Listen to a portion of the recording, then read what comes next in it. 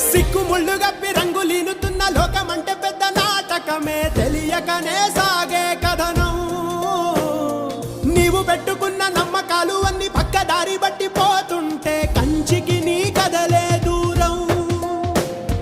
నీ చేతుల్లో ఉంది సేతల్లో చూపించి ఎదురేగి సాగాలిగా రేపే